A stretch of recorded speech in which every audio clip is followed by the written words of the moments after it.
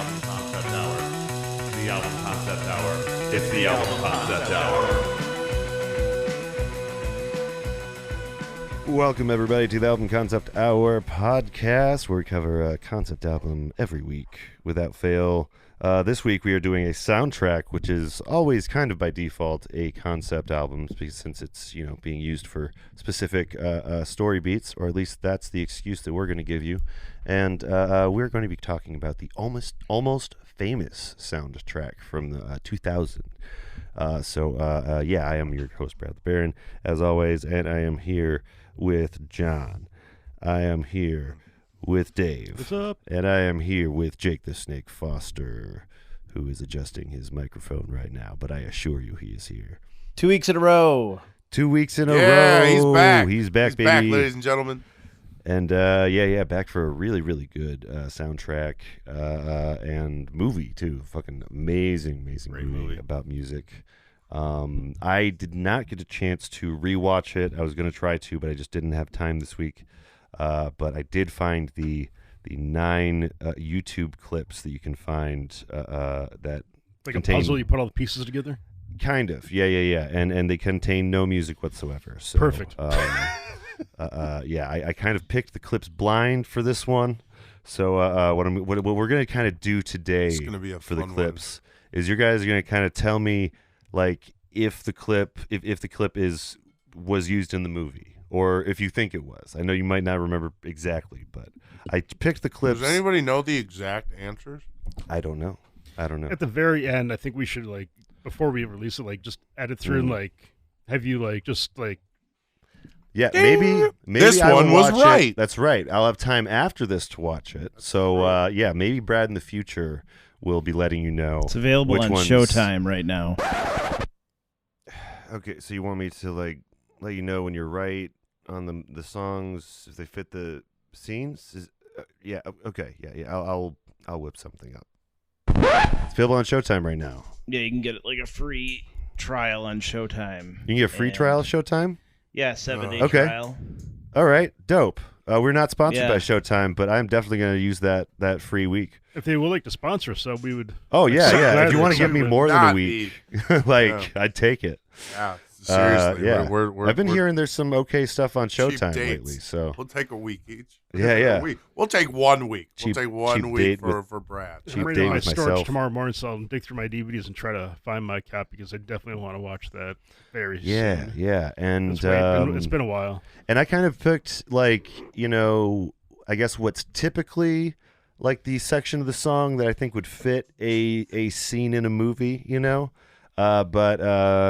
see. We'll see how cinematic my clips are. Almost Famous is, well, you're a really big fan of Almost Famous. When was the first time you watched it, Dave?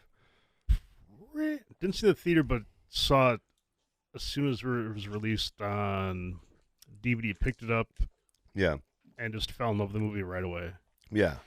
Then, like, between that and a few other things, that became like a reason why I got into a lot of the other bands, and every couple of times I was telling you before the show, like, pick up a few new albums and like watch this movie again. It just got better and better every time I watched it, and like got more deeper into different bands and albums, and like, again, just this is a repeat process of just the movie just kept growing on me. Just like certain scenes were just hit me harder and harder every time too. So and you were also saying that there's like so many more songs in the movie than there's on the a lot soundtrack. of stuff that gets used. Because it's about music. So you got in the background there's one scene with Lester Bangs, and there's music playing in the background. He pulls it off and he puts on what does he put on? Stooges, I believe.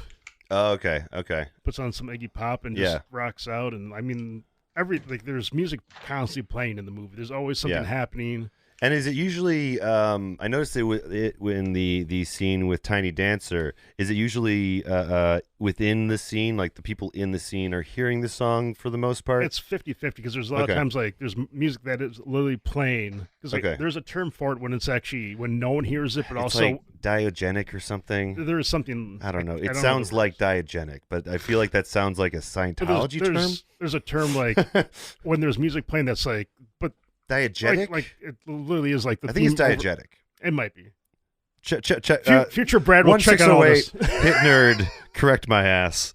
But yeah, it is a thing in movies, though. Like in movies, there's a song playing, but no one's paying attention. Just it's playing, and then there's songs that affect, like a radio's playing, or it's in a truck, and the truck's driving by, or they're in a mall, or like there's music that's playing. So and then there's the music video type where there's like a scene that's very visual or something, and the music is accenting that, sure. And they don't hear it. No. Necessarily, but yeah. So okay, a mix of the two, because the Tiny Dancer scene especially was really cool. Probably one of the more famous scenes. That's it's just a real feel good scene. That's on YouTube too. I did see that one. But music's hard on YouTube, guys. But we have 17 tracks though to get to today, and we're gonna get to our first one. This first track here is from 1968. The band, a duo by the name of Simon and Garfunkel. This is the song "America." Kathy, I said as we boarded a Greyhound in Pittsburgh, Michigan seems like a dream to me now. It took me 4 days to hitchhike from Saginaw. So good. I thought you were going to call him Tom and Jerry. My favorite musical duo. A great duo. Tom and Jerry. Ladies and gentlemen. That's what they were known as, What? And from 1956 to 1964, they were Tom and Jerry. No, really? They didn't use their real names. They didn't use their real names. They used these. So Tom and Jerry was already existing. I take it. Yeah, they're a cartoon. It was play off a cartoon. I'm assuming, right? They're both. Tom and Jerry's around that Tom time. and Jerry's pretty old. I can't say. Yeah. That's definitely weird. I never knew that. So this is how long after they changed their name then? This is 68. So you said they stopped with Tom and Jerry. 4 years later, yeah. Okay, wow. I'm gonna have to go find the Tom and Jerry cuts of not much. Not much deep cuts. Yeah, the deep cuts. Maybe we'll do a Tom and Jerry just deep dive or something. Tom and Jerry best of collection. Yeah, the Tom and Jerry tapes, we'll call it. That's cool. Nice. There you go. And this song, I actually was just exposed to this song just very recently. This week, someone posted a Yes cover of this song in the Discord. So, again, we do have a Discord, by the way. It's in the links. I was blown away by it. It was like a studio recording version of it. Crazy. Yeah, really, really good. This one's I don't know where it lands in the movie, but early on, it's when William is still young. Okay, and it's great because when she comes home, she's trying to. His older sister tries to sneak in, of course, does not because his mom has the whole door. That little kid was him. Yeah. Oh, okay. But she walks in, she's trying to steal music, and her mom again is against pretty much most things. Like she listens to that classic 60s mom, It's Zooey Deschanel, by the way. So it's unfair we can't listen to her music, and she pulls out bookends. Like, look, they're on pot. She's like looking at, like pointing at their eyes. Right. But it was soon after, like she's moving out, she graduated, she's leaving, so this song's playing. Yeah. It's like this is when she gives him the records, right? She talks to him and says like I left you something under my bed. Oh, right. And then basically the next song, Sparks, basically starts that scene in a sense. You're doing great. Yeah. You're absolutely right, Dave. That was exactly where those scenes landed in the movie. It started with Simon and Garfunkel's America and followed with Who's Sparks during the transition from his boyhood into his manhood. You win nothing. Okay. So the first two are pretty close. To the movie. Pretty meant to be together. And I was saying this really fits with the movie itself, like in a meta way, because it's like him traveling throughout the country, which is something as a musician you do all the time. And also there's this is when beatniks were around too, so like this was a way of life for some people. It's also a shout out to like a small Michigan town at the time. Saginaw is not it's not roughly known, but at the time it was supposedly it was a pretty like music mecca. There was a lot of bands that rolled through there and stopped and played around that area. Okay. So it's like, well, because you have to. Town. That's the thing. As a musician, you learn very quick. You have to like fill in the tour dates. You can't just go to all the big cities, or you're gonna like have like thousands of miles without nothing. Yeah. So you gotta money, find nothing, wasting gas. Yep. Unless you're Led Zeppelin, and you got a fucking jet. But like, yeah, these guys are just within the America though. Yep. And you gotta figure out a way to make up those funds that you waste when you have the after. Yeah, right. Yeah, when you have it, and when I'm assuming jets were cheap enough to where that was a possibility. I don't know if jet prices are the same or different, but they've probably gone up over. I'm assuming they've since like just a mite bit. Mid-70s. Definitely the gas prices. For sure. Just a mite that's gone up a little bit. Yeah. It just you just can't buy a jet and fly around as a band like you used to. You know what I mean? You know that used to be it's like just a shame. Well, you used to be able to take 5 people's incomes and like do a lot with it, and it's not the same thing anymore. No. That's it's no longer. all. With one person's income, you could not have the other person work in the household. Oh yeah. Oh, I I forgot about that fact too. Yeah. My grandparents would say. Boy, stuff that about would that. like, but that's just that's fable. Those are all legends. There's also a lot of bootstraps involved. Lots of bootstraps. Lots of pulling those things up with government help. Wait, what? And some of those guys weren't having a great time. So what was that next song? This rolls right into when he's like looking at the records, and it's all like nostalgic. And this next one is actually one that we have had on the podcast before. Yeah. This is the Who's song "Sparks" from Tommy. Okay.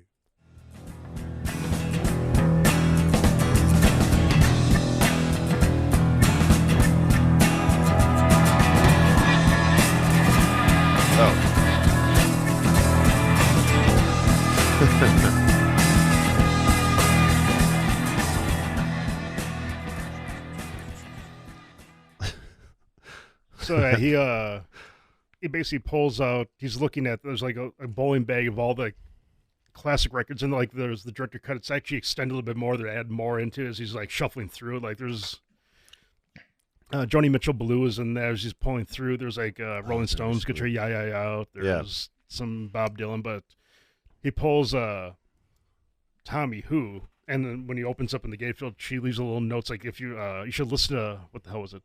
Sparks. Listen to this album with a candle on. Yeah. Where it shows him like as it starts playing, he's like he lights the candle. It's dark, like the record's just kind of spinning. Yeah. And it progresses from him as a child, and then cuts to when the song's kind of still playing. It's he's in high school now. Yeah. Oh, and he's like he's drawing on his notebook. He's got like the Black Sabbath. He's got all his cover all like sketched out with band names and that beginning is so one wait. Of, like, the so best is it like movie. most of the song then for this one?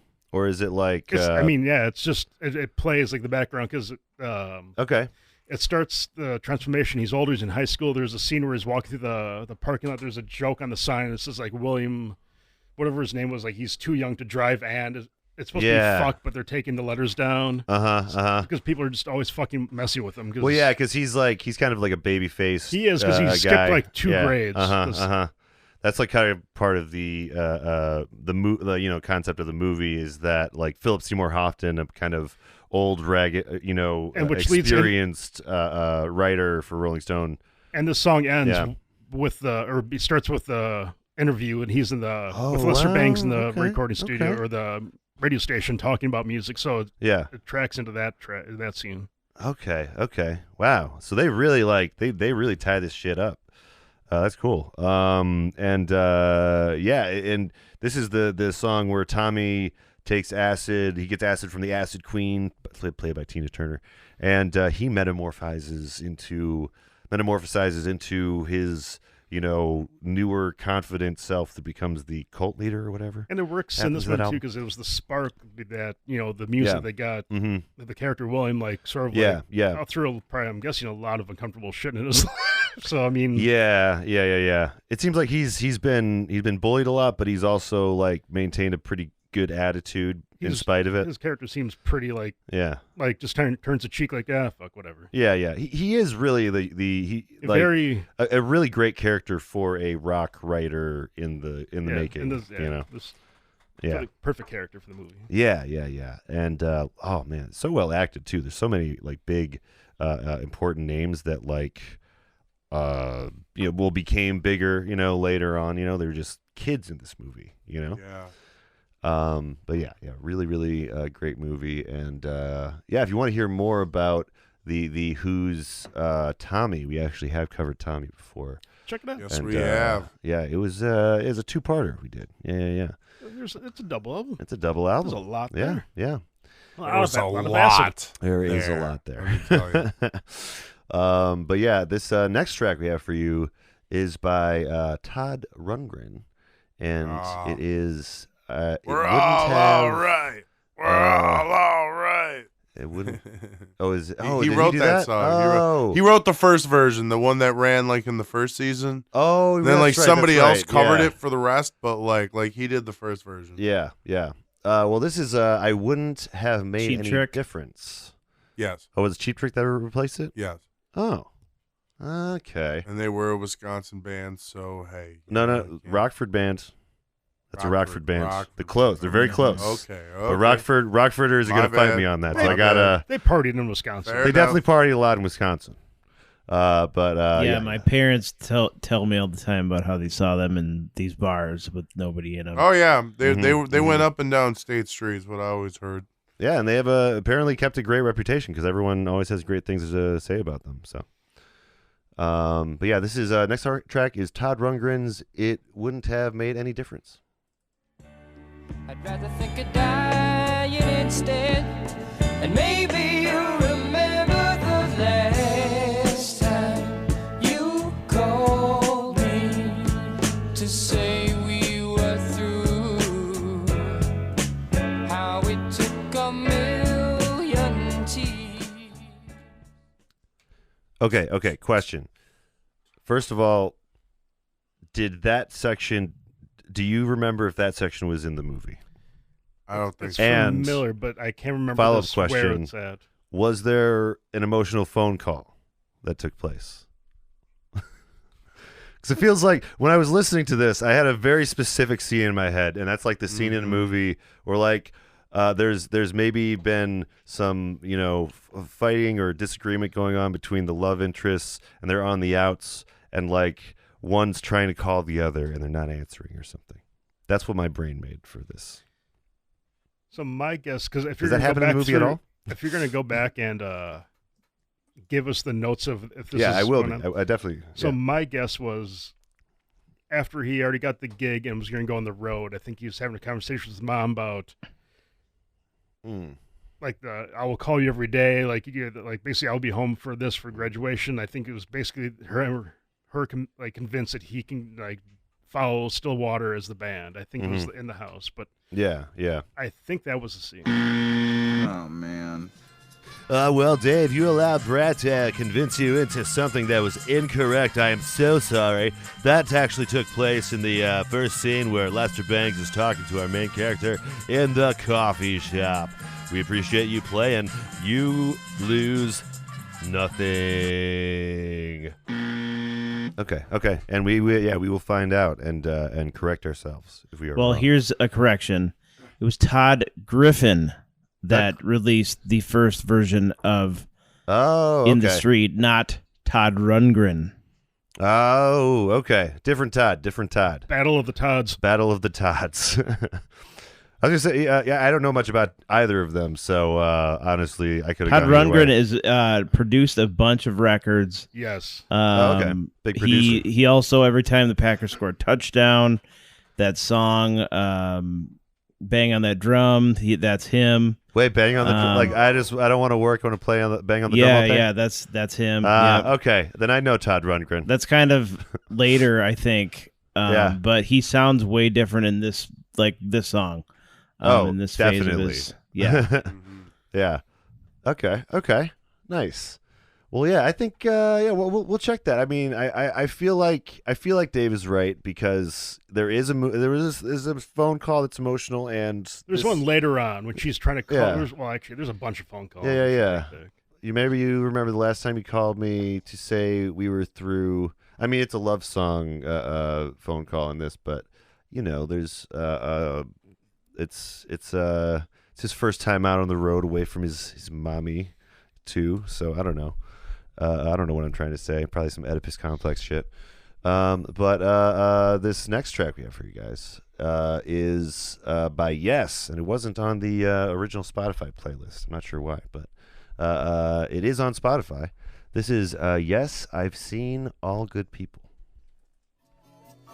'Cause it's time with your time and this news is captured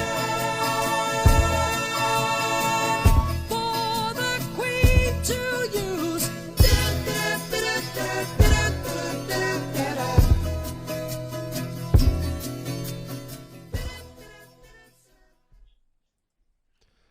Yeah. Yes. I've definitely heard this song before. Like that, you hear that part, and it's like, I've heard this and stuff. It's a great song. Yeah. And written by Lou Reed. No, that's a different one. That's what's coming up. I was like, what are you doing? No, it's the way that Genius works. I gotta go back and forth, zigging around. I'm like, just, well, that was that blew my mind. I'm like, how the fuck did I not know that? That can't be by no. Well, actually, in this, speaking of which, in this page, look right here. Cover, it's Genius is telling us, cover by I've Seen All Good People by Britney Spears. I did look into this. This has not happened. This is not a thing. Thank God. Britney Spears has not done a cover I don't of know. this song. I think it'd be worth a listen. Well, yeah, that's why I was looking for it. I was like, if this is a thing, I need to hear it. I need to find it like, now. The opposite, yeah, almost, of but what she would do. But yeah, it's got a page for it and everything. Someone put these lyrics in. I think something just happened. I think we just split into another multiverse. Something just shifted. Shit. And now, oh my God, you might be right. Maybe there's like I have the new multiverse proxy accidentally enabled on my browser. Maybe. Yeah, I don't know. But I'd fucking love to hear it though. Maybe that's why I thought Lou Reed read this. I don't know. Maybe he did. Maybe he did in one of them. And Britney Spears covered it. Yeah. Lou Reed wrote it, and Britney Spears played it actually in this universe. Absolutely. But yeah, was this the part that was in the movie? I feel like this might have been, but there's a few scenes or songs I'm trying to remember, and I can't recall the song. I have a few scenes in my mind. Yeah, but I'm not sure. Okay. But this felt like the most cinematic part. I feel like I've definitely heard this in, if not this movie, other movies. This section of the song. Right. Yeah, I'm just trying to justify my my decisions. All I can think of is the scene where him and Kate Hudson roll up to the hotel for the first time to like hang out with the band. Roughly, I want to say that was a scene. I'm just trying to go like chronology. I'm trying to think like things are happening in the movie. Well, yeah, I know that before he was technically on the road. I think. Oh shit. Oh man. Oh, Dave, I am so sorry. You hazarded a guess, and it was incorrect, but only slightly. You were very close. This is when the band Stillwater is coming up to them, and they are walking into the show after their interaction with William. Very touching scene. You win nothing. Yeah, because he meets Kate Hudson outside of the one show, Black Sabbath, and then she explains Band-Aid that she's not groupie, she's a Band-Aid. Yep. And the other girl's like, we don't have sex with them. We just only give blowjobs. Yeah. And by the way, all like the best like jokes are the trailer. They really just put all like I watched the trailer too. I'm like, oh, those were like all the best parts I just watched. But yeah. It's she meets them, and then I'm assuming. Well, I didn't see the part. Wait, no, they walked out together though, so he must have gotten in there at some point. Yes. I just didn't see the scene where he gets in. Yes. she gets him in a sense. Yeah. Well, no, I watched the abridged version. They leave, and he gets in with Stillwater.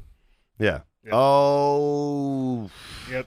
Yeah, because he was going to go cover the Sabbath he was concert, right? Sabbath, but he talked them up. He kind of like gave them some boost of confidence, telling them about how good they were and like this the vocals and the guitar work. And he's like, right? "Oh well, come on in." Yeah.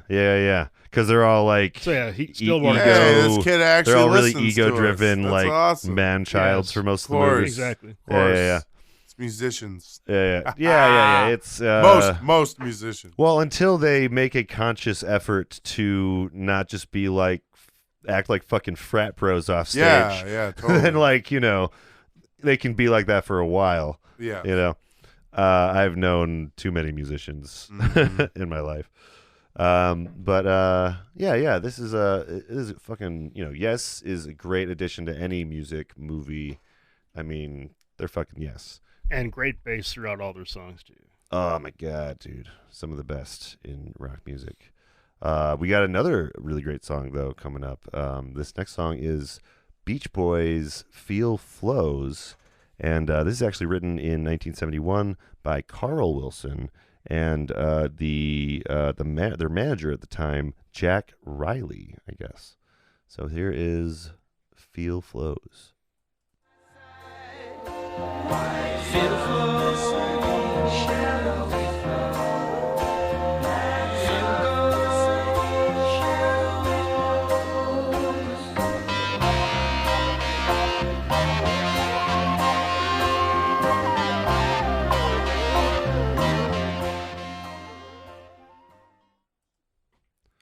Does he trip balls in this movie? The main character? Does anybody trip balls in this movie? I forget. I mean, there's a lot of of pot being smoked. A lot of pot, okay, but A lot mostly of devil's just- lettuce. Yeah, okay. It's very likely this song could have just been playing in the background. Yeah, one of those pot smoking. Well, one of some of these clips I was thinking guitar, maybe someone was tripping. So I was like, is there a tripping montage in this? It's not a Seth Rogen film. Man, Oh man. I'm so sorry, Brad. This film does not contain a Seth Rogen-esque tripping ball scene for William. This is actually, Feel Flows is actually playing when Kate approaches William once they've gotten backstage with Stillwater. What do you win? What do you lose? That's right. Nothing. I'm trying to remember this scene too, and I can't. Like, there's a handful that I'm just not. Tried to watch the movie. It's okay. You don't have to keep on racking your brain for it. If you can think of it. I'm playing a game. I'm trying to win. Yeah.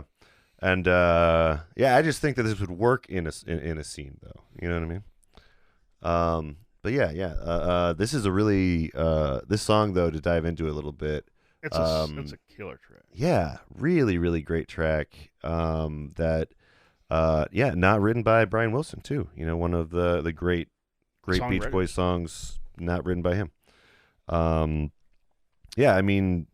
Just like our previous guest was saying, like when we were talking about the Beach Boys, they have a lot of good stuff coming up after all that.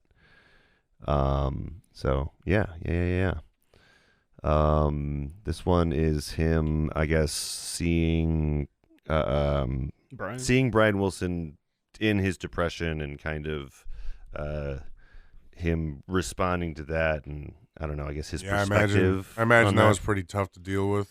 He was one of your leaders, as a brother especially. Yeah, special. Yeah.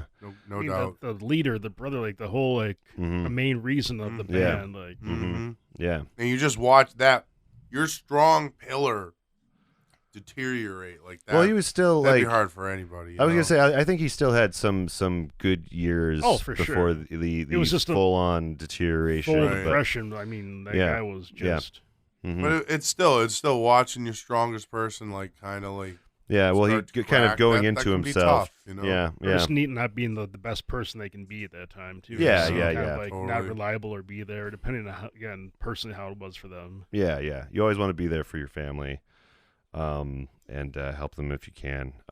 That's one thing I liked about Love and Mercy is like, in the end, she did I forget her name. Did actually contact his brothers and let him know like what was going on with the psychiatrist, and they intervened. So obviously, like, although they didn't know all the stuff with the psychiatrist was happening, they, were always there for him enough to be there. I gotta imagine just the kind of 70s era of the Beach Boys was a very I don't know, emotional time, fragile for them, and but yeah, great track though.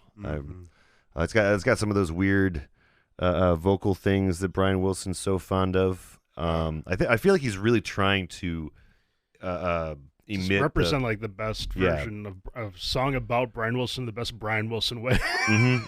Yeah. That Beach Boys sound. Yeah. I'm liking him more and more. The more I learn. It's soothing, it's recalming, but at the same time, it's tragic. It's just, it's a great track. Yeah.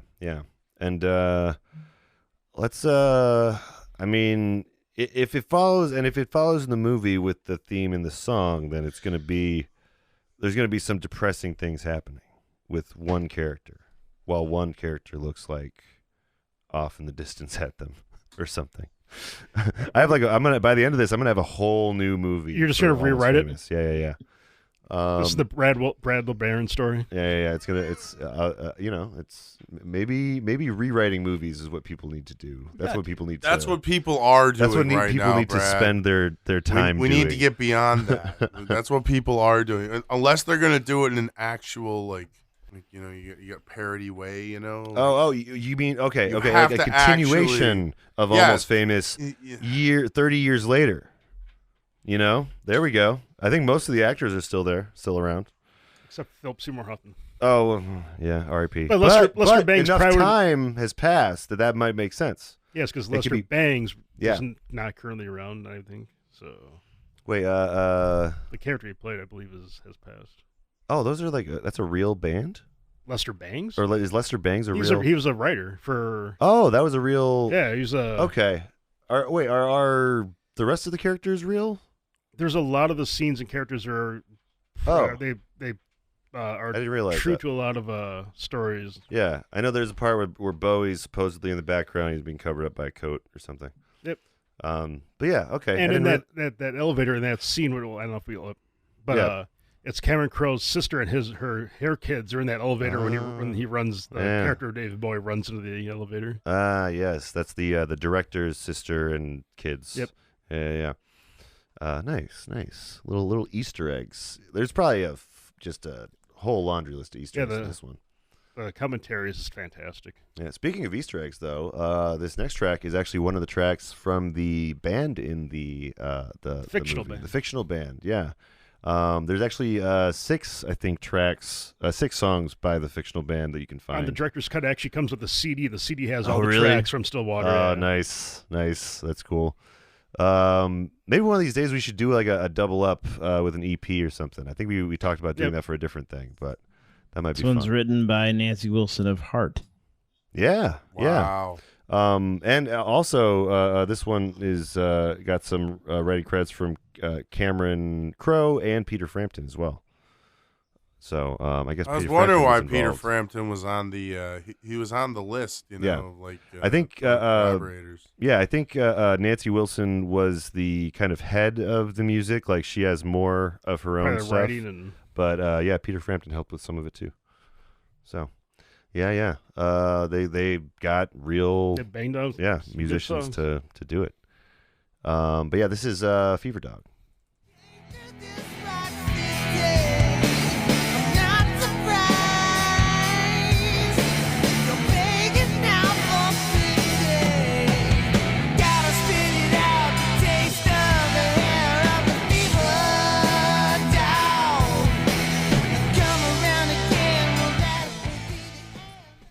And Jason Lee can sing.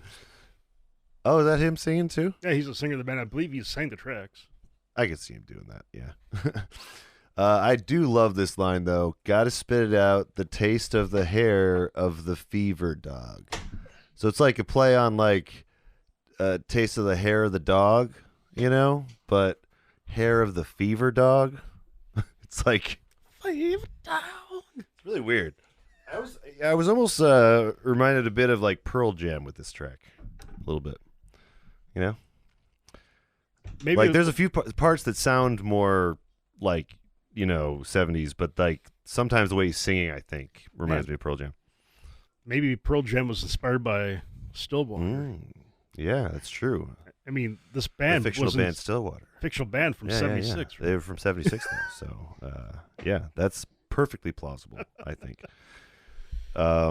It's like we were saying before, like before the podcast, like this is like, I was saying it's like kind of like the perfect like, I don't know, maybe AI representation of a rock song, if you will. You know, like it sounds like it's probably a hit or something, but you know, it's just got a few. Like the beginning, they use the drum intro for "When the Levee Breaks." Oh wait, no, not "When the Levee Breaks." Is it "When the Levee Breaks"? I think it's "When the Levee Breaks." Yeah, it's very, very similar to the. Yeah. The very first drum beat is like almost the exact. I thought it was that song for a second, but Yeah, they have just a few random elements of different rock tunes that they're, you know, clearly taking inspiration from to make this authentic kind of sound for, you know, a brand new band. And of course, they had to be inspired by those bands as well. Yeah, like a similar thing was done in, you know, a movie that's also very similar to this, That Thing You Do. Where absolutely. There's another thing where they had it's mostly Beatles-esque, but like a few times they get outside of that a little bit, so they're kind of an amalgamation of. Oh, I get it. Oneaters. The Oneaters. Wonders. Like the Wonders. Yeah, the like Oneaters. I wonder what happened to the Oneaters. Yes, Exactly. Now the Wonders. Such a great movie. We should totally cover that. I Am album. Spartacus. Anyways, I Am Spartacus. He was Spartacus. Yeah.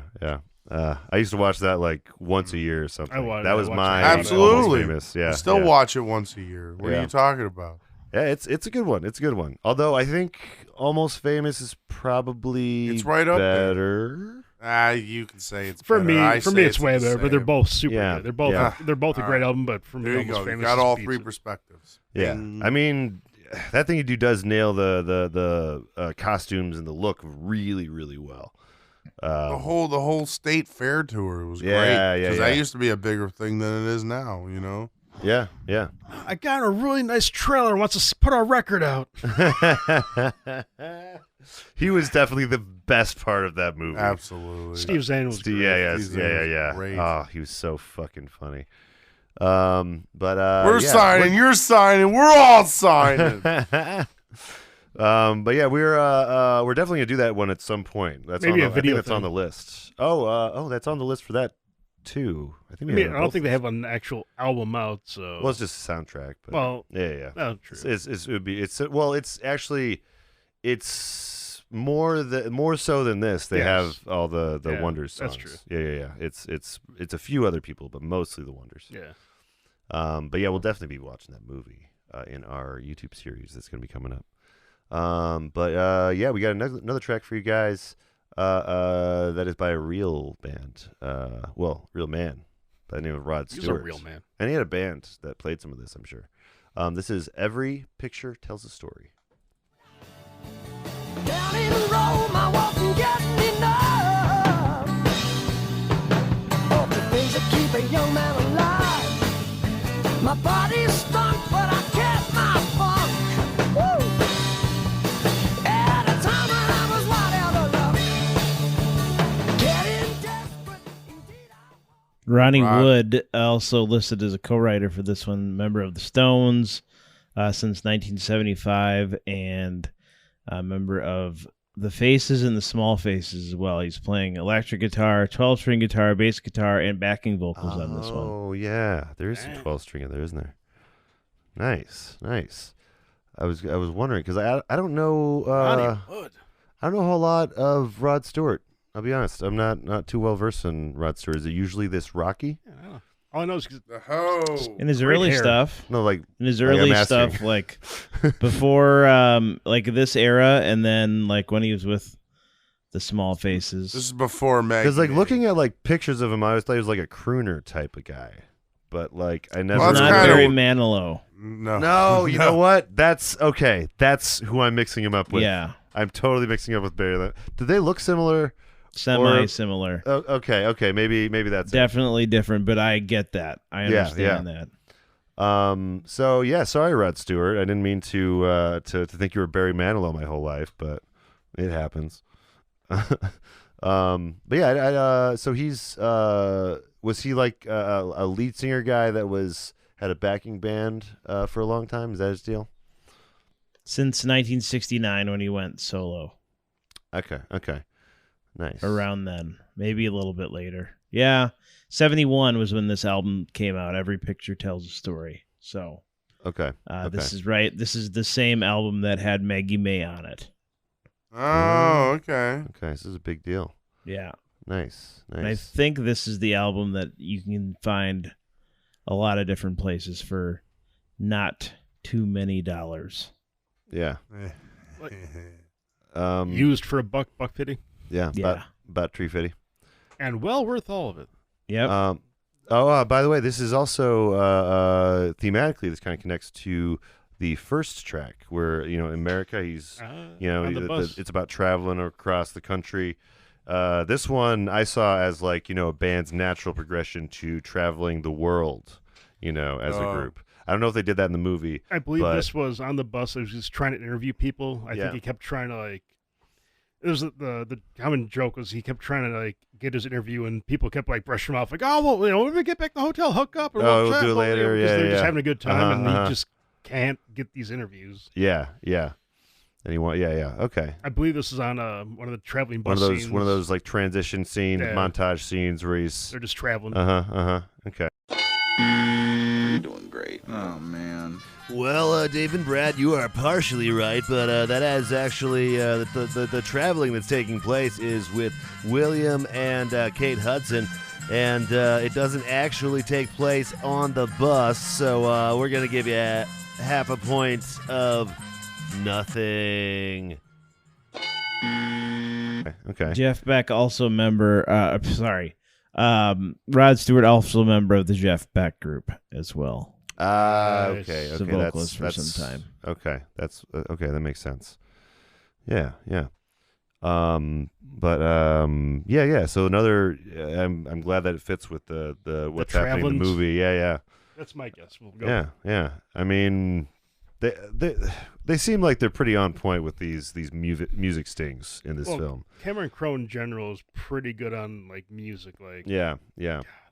But not say anything. I think it was another one of his. It was just music was just perfect throughout that too. Yeah, I think it's always really powerful when the lyrics also fit with the scene. Because you might not figure out how big that is until you're listening to it later or something. But it's always really, really like Guardians of the Galaxy has a lot of those fit that kind of stuff. And we were talking about earlier again how sometimes a song could just wreck a scene or part of a movie. Why would you put this? Yeah. I mean. I'm not sure if it can make or break a film yet, but I wonder. You just Maybe what I should do is I should take films with good soundtracks and then try to give them bad ones. See if I could ruin good films. Maybe that's what I should try to do. Down the road, you'd be known for that. You should really the man who watch read the new good Chip films. and Dale movie. I know. That's actually on my list of things to watch. You It looks really really watch fun. that. It looks really fun. It's a nice, fun retelling of Roger Rabbit. Who Framed Roger Rabbit? Yeah. Sorry, what is that? It's a good movie, though. What does that do to this song, though? Nothing. It was just we were talking about something you should watch, Brad. Okay, just something I should watch. Okay. Yeah, I'll take your recommendation into consideration. 82% on Rotten Tomatoes. I also vouch for the movie. That's not bad. Oh, there's some guy rocking out in the background, Jake. Yeah, that's that's part of the movie. I got YouTube clips. You got some of the. Oh wow, look at that. Yeah. You got some atmosphere going for the. Yeah. For the I saw the bus Zoom. scene earlier, so Nice. I was like, huh. Does he know that's going on in the background? I'm just playing around on my projection screen. Nice. Attaboy. Well, cheers! I'll drink to that. But yeah, great traveling song to this road trip. Button the road trip, and then we got this band, The Seeds, and this is the song called "Mr. Farmer" from their first album.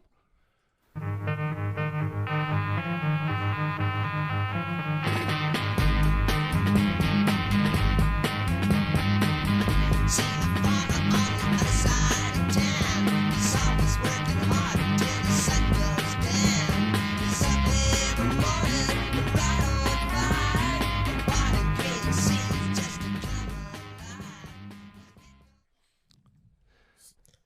See, this kind of song was like chosen to be like one of those songs that was like part of the times, but like wasn't like really well known either. Well, yeah, but, this like, is probably still one probably of the more like underground known tracks. by like the More like the person garage that was rock like doing or- the stuff, And even Well, yeah, this, it was probably popular with the people I then. mean, cheapers. Look at that that album cover, like that Seeds. That really reminds me of some little the Home Improvement. Oh, okay. Yeah. It looks like the way the house was designed. Oh, you mean That's like pretty the cool. show Like, from Home the- Improvement? Sorry, I Yeah, thought you were yeah. talking about some band. called Home No. Improvement. Literally, Home Improvement, the theme song. No, you're Like, right. look- the remember the Seeds, way the logo house does looks? kind of That's- look like. That's odd. It's an odd connection, but That's- it's yeah. still kind of true. Yeah. But yeah, I was when I heard the song though, I was like, all right, the band's called the Seeds, the song's called Mr. Farmer, and it's all about farming and seeds and stuff. So I made the educated guess and was like, this has got to be on the first album, and it is. It is the first album because it's like, I feel like that's like a shtick that you only really keep to for like a couple albums, if that. That you're constantly talking about being seeds in the ground. I feel like that would get old. Sprout out of there. Yeah, exactly. I know I did look at their album titles, and their album titles stay along the same theme. They keep very natural album titles, but yeah, they kept going for a while though. I think The Seeds live at the farmers market. live at the farmers market. They're sprouting right. They're sprouting this morning. Sprouting grains. Yeah. But yeah. I like this as an inclusion in all this because most of the other stuff is pretty a lot more popular in the pop culture, and this is a nice just pick of the time that underground people would be jamming on, I think. But yeah, they can't help that they didn't get the Attention. same attention that everyone else did. It was there's a lot of good bands at the time. I mean, there was a lot of older. Always are actually. Like the older early garage rock that kind of sprouted out, but no pun intended. But they had they came and went really fast. Like they were not they all kind of got buried. So then slowly, if they got discovered and got brought back, like the 13th floor elevators and the electric prunes. There's a lot of bands that all of a sudden got their attention that they were well deserved. They just kind of got forgotten about over time. So is I always hear garage rock. Is that all? So would that be just the 60s and 70s, or is that a timeless kind of It kind term? of spawned when it first came out, if I remember correctly, right after the first sort of European invasion, a lot of the early Who stuff, and then everyone's like, oh well, we got to sign this. So the bands are already kind of there, but it kind of grew out really fast. Everyone trying to have that sound really quickly. Because I feel like that was used a lot when I was growing up too. A garage band would be someone that literally has a garage that they can practice in. That's what we were using it as. But then I started to hear it more used in reference to actual music reviews and stuff, and I was like, oh, I didn't realize it was a sound. Yeah, garage rock was kind of when the labels, I believe, wanted the sound that kind of was like that. So there's all these bands that are trying to have this the first American bands are kind MySpace rock. The first American bands are kind of trying to cover or trying to take that you're sort of that rock the Rolling Stones kind of had. Trying to kind of the American ride version. on that success. Yes. Yeah. Mm-hmm. It's when anything becomes popular, and all of a sudden, we got to sign. All these bands are just like this. It seems to happen with everything. As soon as rap or anything got popular, okay, we need this band. The second that the people with the money realize that it's viable, so as soon as it's already dead. For punk, Offspring, capitalism kills it every time. But it's not dead, but it's it definitely loses dies. a certain. It loses its soul. It's now mainstream, so it sells its soul to the devil. So as soon as Offspring or Green Day, when they blew up, they just got the million albums or how many they sold right off the bat, punk. We'll sign punk bands and like any kind of genre like and they the time. and they like turned it into what the worst like the kind later of drug. Blink-182. They turn people into their drug. Yeah, and they use them and then they abuse them and then like, they what if we just made it a little poppier? What if we made it just a little bit more popular? What if we made it just a little bit more popular? It's like, wait, why am I pop even band? here? Yeah, so as soon as something gets popular, like we have to sign everything right away. Yeah. It's always just a torrent. Oh yeah. It's just because I mean, we thing. like the 2000s. We had all it's the a whole thing. Most of the rap was all just about having money and yachts partying, yachts and Jay-Z. That was what the popular because it was literally making money. That's why they were on fucking yachts. No limit. Happens. It's legit, and it's totally the best legit. part about America. When everybody makes money, the people are happy. Yeah, Yeah, best and worst. Best and worst. Yeah, best and worst. Damn right. Yeah, most worst. But it was a cool band. The Allman Brothers? The Allman Brothers Band. That's right. Yeah, that's a really, really cool American band right there. You ever hear that song, One Way Out? Oh, yeah. Yeah, it's on this movie. Hey, play us out. Yeah. Play us out, Bucky.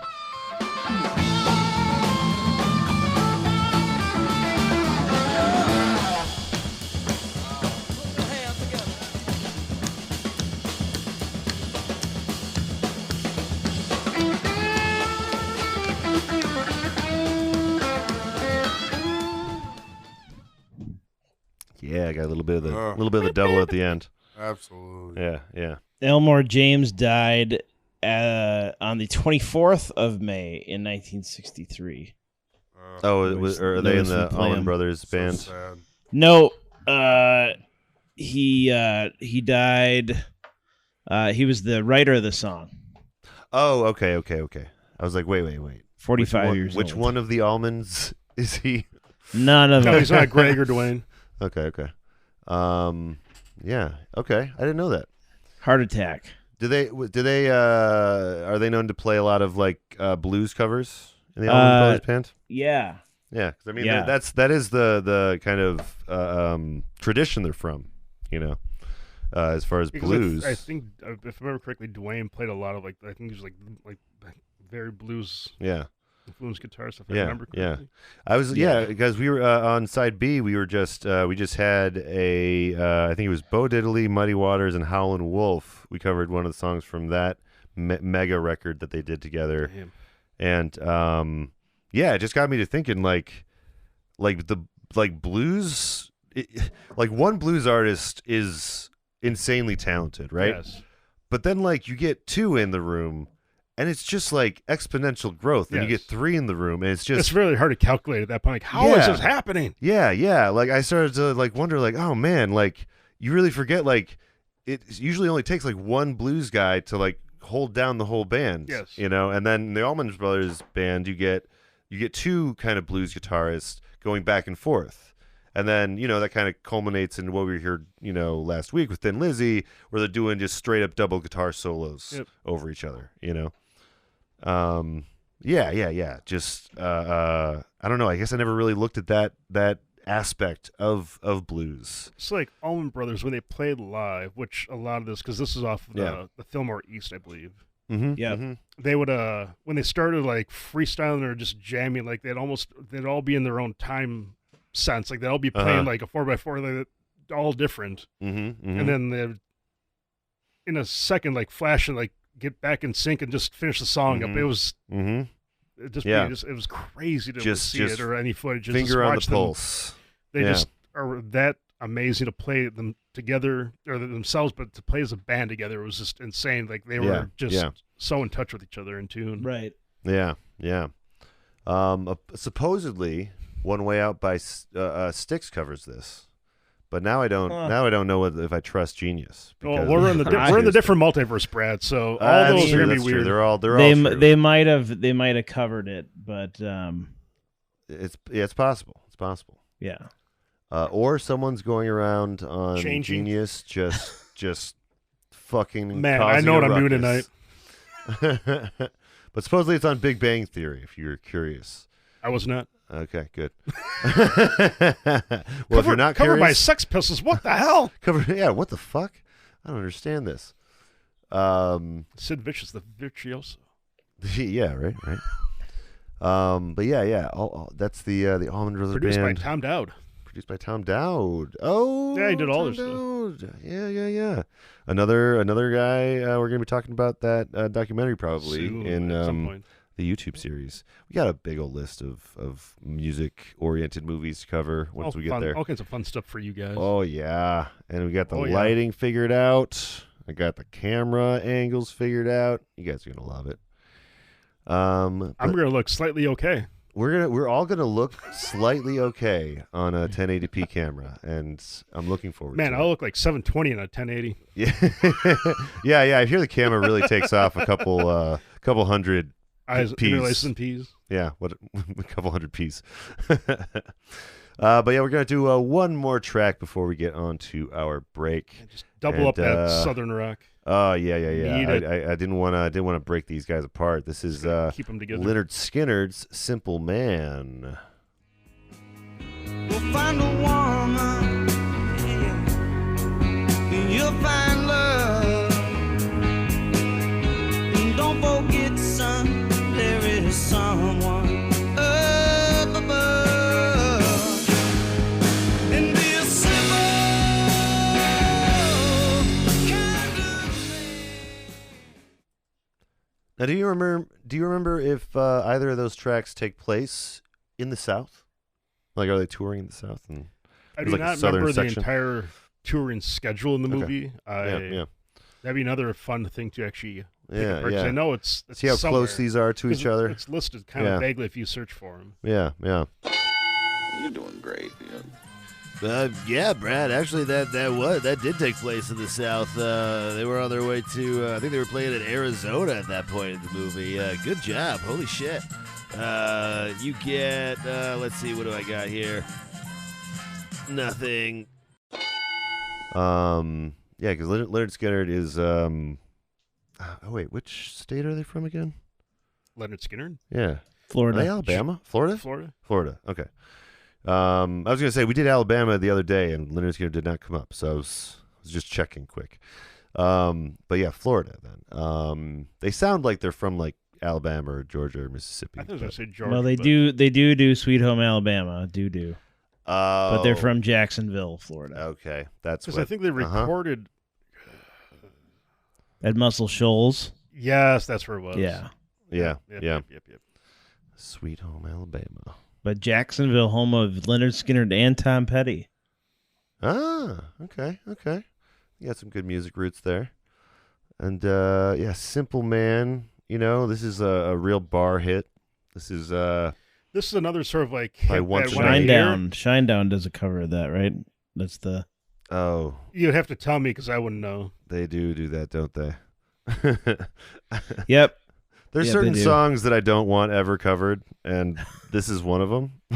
You know, but that's fine. That's fine. Hard rock has been covering old classic rock songs recently. It's been a trend that they've been doing, and it's fine. But it's a TikTok not for me. Thing. It's a TikTok trend. It's a tickety. These Shinedown kids are all into their TikTok. They don't understand. They don't understand real music. Simple Man, Lynyrd Skynyrd rock, which is now song. so old. Like most kids, even their parents weren't listening to Lynyrd Skynyrd. So, well, Shinedown did this song in 2003, Brad. So, but then you get this song in the middle of like a bunch of Shinedown. Well, some bands get a ballad.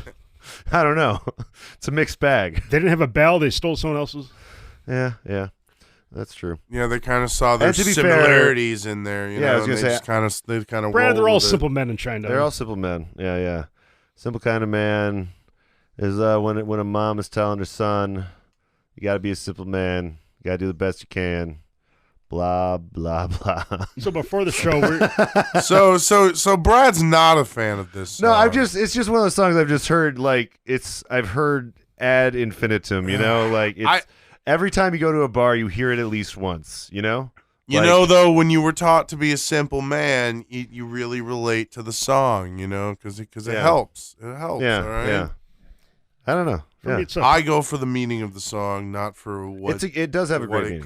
You're right. It does have a really, really good sentiment. Outstanding issues. Yeah. But I like the song. Yeah. It's a good song. I don't think you think that. I just Brad does not listen, think that. okay, but he's rolling there's with a it difference- because he's the producer of the podcast. Well, there's a So difference it's between okay. being able to acknowledge it's a good song and enjoying it in the moment. You can have an opinion, Brad. You can just say it's. Of course you can, Brad. Song That's why we're fucking here. sucks, That's guys. what we do. There you go. Man, fuck Leonard There you Skinner. go, Do not buddy. You got it endorse out. this Brad, song. Yeah, you got there it you out. go. Leonard and Skinner that's good. That's why we do this. Come at Bud. me. This is why we Brad. do this. I'll own Simple Man, and you can have the Power Rangers song. We can go with that. All right. That's fair. I'll sit down. I'll sit down and start Way screaming to at take you the guys. weight for him, buddy. Yeah. I appreciate that. It's good. Well, why don't we actually take a quick break so I can calm down a little bit? Yeah, So we get don't to want the Hulk to come out. Yeah. or any kind of untethered beast, you know. No, they call me the Bulk. But Brad we'll the be right Bulk? back. Brad the the Bulk. bulk and skull. Yeah, and they say Brad the Bulk too. They use the whole thing. It's a little less intimidating, but that's you can't choose what your name is, you know. Yeah, we'll be back for another 7 tracks of the Almost Famous soundtrack. See you in a second. This is Trevor Colden, and you are listening to the Album Concept Hour.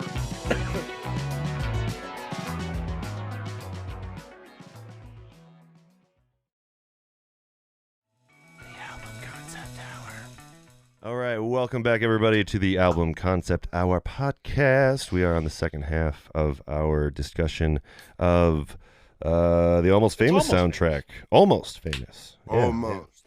Just missed it. And I love that. I love that the title of the movie kind of has like a triple meaning almost, because there's the band that's almost famous. There's the groupies / band-aids that are almost famous, and then there's the rock writer that's William. Yeah. So they're all like, it's funny because like They're all coming. they're really all on the Again, same on the head same group, level. Kate Hudson's already been with all these bands. So Yeah. she's pretty famous. She's got a big story. Penny Lane Yes. is her character, what she goes by. Which is based off of an actual sort of groupie too. Oh, really? Yeah. Okay. Interesting. So another real person, perhaps. Fictionalized, probably version of it. In the movie, doubt yes, that she but dated it's based on, it's the guy, loosely but- based off, yeah. again, sort of like a lot of the same experiences. Yeah. I get Almost Famous and Almost Heroes screwed up. Almost sometimes. Heroes. And is that a... It's like Chris Farley's last film where him and Chandler. What's Chandler's? Blue Blanc? Matthew Blanc. No. David. No. Isn't it Matt something? Matthew Perry. Matthew Perry. Yes. I get him. Those two like. Was that the Western one? Yeah, they like go out. Yeah, like him and Chris Clark. Farley. Yeah. Almost. Yeah. Oh, jeepers. What is Almost that? Heroes. Almost Heroes. Yeah. Yeah. Okay. Nice. Good- Haven't seen So it. anyway, Good movie. Yeah, those are the two that I get screwed up, and this is a much yeah. better film. Yes. Oh, for sure. Most definitely. Yeah. I never jumped on the Chris Farley train too hard, but I know Well, that was the he's- last one. That was the last part. Yeah, that was the last stop. That was the last stop of the train. Sorry. They were He's getting from him around just here. professional enough He went to to, be with a B character from Friends. He went to school in Edgewood. Madison. Oh right? yeah. Or Edgewood? Okay. Yeah. Yeah. So No, local There's a celebrity. Farley Yeah. Avenue like right downtown, man. Cool. Yeah, he's We should get married a in town, bronze. We should get a bronze statue like they have of the Fonz. You know, we should give Chris Farley a should. bronze statue. I don't know why. Which we one don't. would you be the should. motivational speaker? That's a good question. I'm thinking. What was it? Fat guy in a little suit. That when guy he's doing in a little coat. little Tommy- coat. That Tommy guy Yeah. in a little coat. I'm thinking that should be the statue. Yeah. So Either that or Matt Foley. Matt So Foley's my favorite. Well, Matt Foley was a real person, That's a fair that he point. But portrayed. I mean, he could still have. and him I with think the we could coat, just. you I think know? we could just do Chris Farley. yeah. That's I a say fair Chris point. Farley. We're going to be starting our petition on whitehouse.gov very soon. The many faces of Chris Farley. But we have another clip for you guys, and this is from Let's get the lead out. little known band by the name of Led Zeppelin. And the song is "That's the Way." New Yardbirds. True story.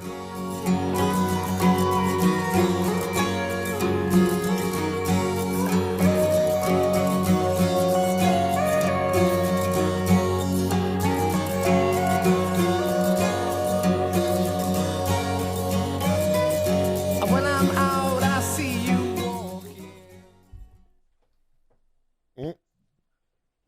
Sorry. Cut it. Cut that. From Led Zeppelin 3. Such a great album. Yeah. Love the cover of this album. This is it's a fun cover. The original one on vinyl, it's got a little wheel on the side. You can spin it, and all the little things will change as you return it. Yeah, I've got that one. Oh, yeah, I've got that one. Oh, man. It used to be hanging up in the old studio, but that's trippy, dude. Didn't make it in here yet. I can bring it over next time. Yeah. Nice. Yeah, it came out in 1970, Led Zeppelin 3. And, really, really great album, of course. I mean, there's not too many bad albums of Led Zeppelin. They have a pretty solid discography, I think. I mean, some of the ones that people hate are like, oh, they're still pretty good comparison to like other stuff. That, like, of course it is. Yeah. They got a nice progression from like 1 to 4. There's some weaker links in the album tree, but the worst thing I've ever heard about Led Zeppelin is that they stole a lot of like original blues, especially off the first album. Pretty much half the tracks are stolen. But I mean, it was kind of different back then. Yeah, you don't want to give that to them at the same time, but at the they could have done better. They could have done better. Different. They could have given a little They're more like, credit. no one's ever gonna know this. Yeah, that's kind of what's shitty about it. Actually, who was the best cover band of all time. That's what I tell people. That's great. Jake knows all the facts too. In a I wrote when I was a sophomore in high school, I wrote a paper on that exact thing on Led Zeppelin nice. covering. You heard stuff about you heard about that, and you're like, the record must be set straight. Yeah, I can't remember what it was, what I titled it, but that's great, Jake. You're right down. But yeah, really started me on the journey. So in a contemporary review of Led Zeppelin 3, Lester Bangs of Rolling Stone describes "That's the Way" as the first Led Zeppelin song that has ever truly moved him. And Bangs praised the understated but effective acoustic guitar and vocal approach. In a later review for AllMusic, Denise Sullivan calls it one of Zeppelin's most beautiful ballads. Well, yeah, I guess. But there's Lester Bangs. Yeah, he shows up sometimes. I mean, he must have been. Well, yeah. If you wrote for Rolling Stone, he was important as hell. But yeah, it's apparently in a open G tuning, and it was made no presence of John Bonham at all, which is it doesn't happen too often with them, but really, really solid work. They do this a few times. They do this. I think on 4 there's Going to California. I think is a drumless track, if I remember correctly. Yeah. If not, Hit Nerd. Hit Nerd. 1608 Hit Nerd. Yell at us. We love to be wrong and corrected. And absolutely. Insurance. Please. And insurance. Yeah. Please call us. Yeah. Tell us we're wrong before we what are you get, doing right now? Nothing? Give us a call. Yeah, Come on. I think there was Listen to our crap another and tell us we're business-oriented call that we got, but I haven't looked into it yet. It didn't look that important. Try not to be too opinionated. It could be about important. It, Maybe we're missing out on a big deal. Yes. I want your ugly opinions just sent uncensored. 1608 Hit Nerd. I don't know what I'm inviting in for that. I want to hear all the opinions. What is the next? The next song is Nancy Wilson. Oh yeah, this is the big. This is a big one for this movie. The biggest. Yeah. This is Elton John's Tiny Dancer. Oh, Tiny Dancer. Tony Dancer. Handing tickets out for gone, turning back, she just laughs. The boulevard is not that bad. Yeah. So this is like a fun way to get around, like not doing like an Elton John album, or like there's a lot of tracks you probably will never see unless we have like That's true. That's true. It's like a little sneaky way of. Well, yeah, I've run into so many on side B because of that. Actually, a couple songs later, there's an artist I just found out about yesterday from side B. But yeah, there's when you really, really dig in, there's endless like amazing artists to find, and songs. I'm not sure which one is this. Madman Across the Water. This. God, no, it's This album cover looks crazy. Is that really an album cover? It is Madman Across the Water. Man, this looks like. Goodness. I guess it looks a little better blown up, but man, it looks like it almost looks like something you'd find like advertised, like selling music, like after the fact. Like now, that's what I call music or something. Oh yeah. Yeah, really strange. It has looking. very like early like 1930s like poster movie vibes. You see like yeah, maybe that's escape what artist. Houdini? Yes, it looks like that kind of like the script like you'd see like tonight only. Yeah, because you can even see like the paint, in the words and stuff. Yeah. It definitely looks better blown up, but when it's like tiny, it looks like an ad kind of. Like a dancer. Yeah, like a tiny dancer even. Yeah. But yeah, there's a really great part in the movie. Is this like near the very end? It's kind of the middle, like all around the middle. Like okay. I don't know, but it's the main character Russell and the main band guys from the band. He leaves after a big scuffle because they get the shirts, and the band like loses their shit because it's only him who's in focus. Everyone else is the out of focus guy. Oh my as Jason God. Lee calls it. Yeah. So there's a big sort of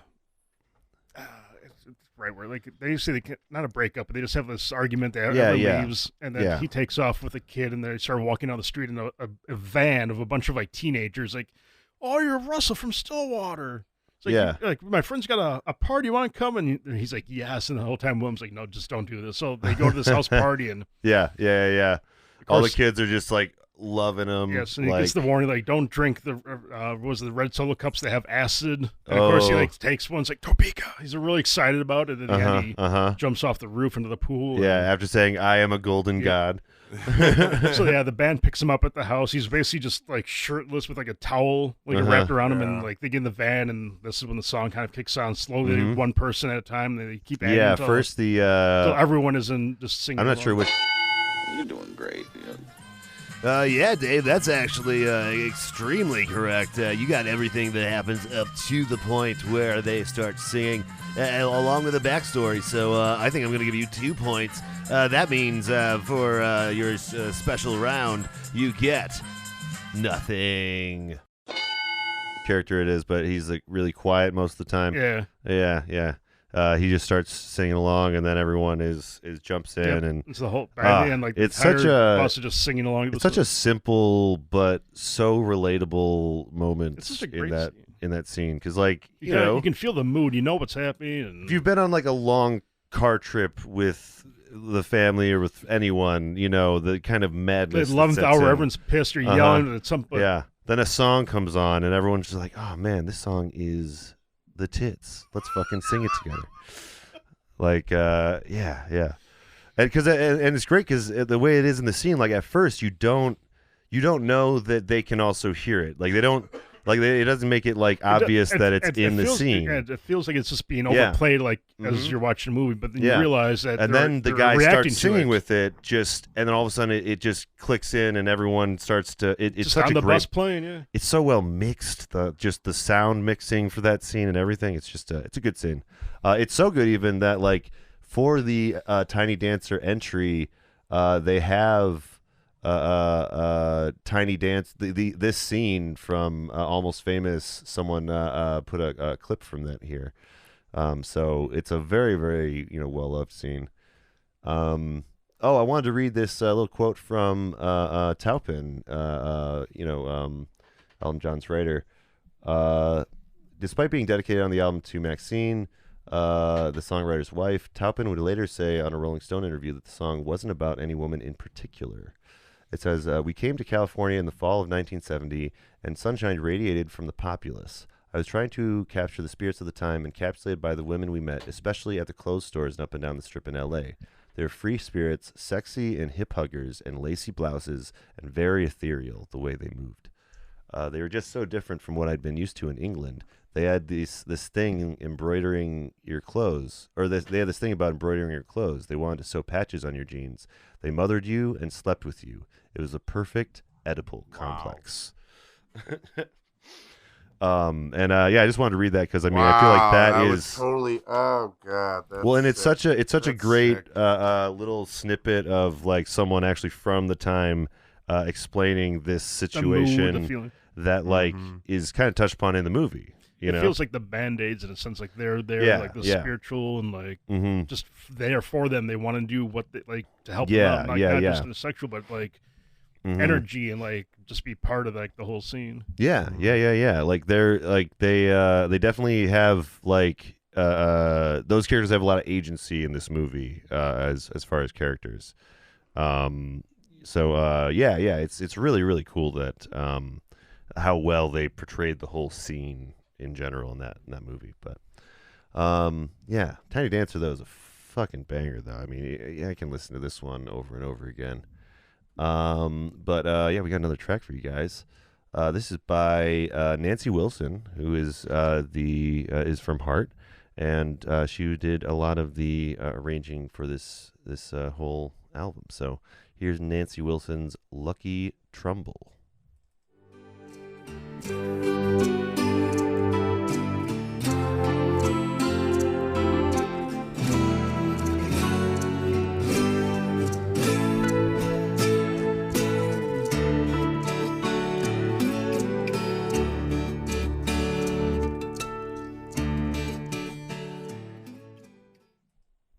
It definitely feels a little more like a movie, like background bit, you know.